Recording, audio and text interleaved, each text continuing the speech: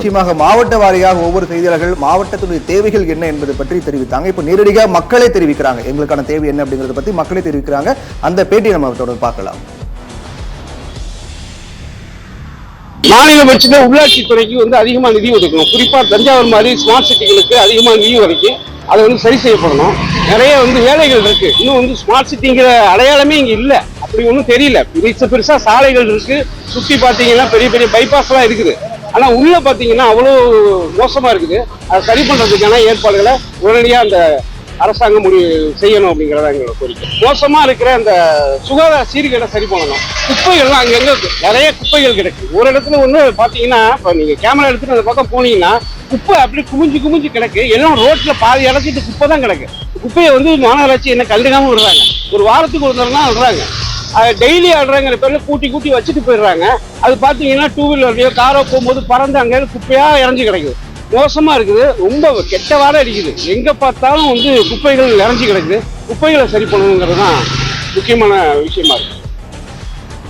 உண்மையிலே திரும்பலாம் தமிழ்நாட்டில் சுற்றுலா தலங்களில் முக்கியமான இடம் குற்றாலத்திற்கு உண்டு. இந்த குற்றாலத்தை உலக சுற்றுலா வரைபடத்துல கொண்டு வருவதற்கான நடவடிக்கைகளை அரசு மேற்கொள்ள வேண்டும். அதற்கு என்ன செய்யணும், முறையான கட்டமைப்பை அதிகப்படுத்த வேண்டும். அதுபோக விவசாயத்தை காப்பாற்றுவதற்கு இது போல வனவிலங்குகளை காப்பாற்றுவதற்கான கட்டமைப்புகளும் செய்தால் தமிழ்நாட்டில் அதிகப்படியாக நிதியை அளிக்கும் பகுதியாக இந்த தென்காசி மாவட்டம் அமையும் என்பதில் எந்த சந்தேகமும் இல்லை.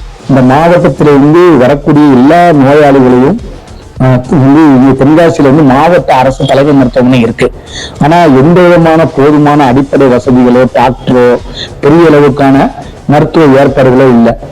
எந்த சின்ன இருக்குனாலும் சரி இங்கே ரெஃபர் பண்றதுக்கான திருநெல்வேலி அரசு மருத்துவக் கல்லூரிக்கு ரெஃபர் பண்ணக்கூடிய ஏற்பாடாக தான் இருக்கு.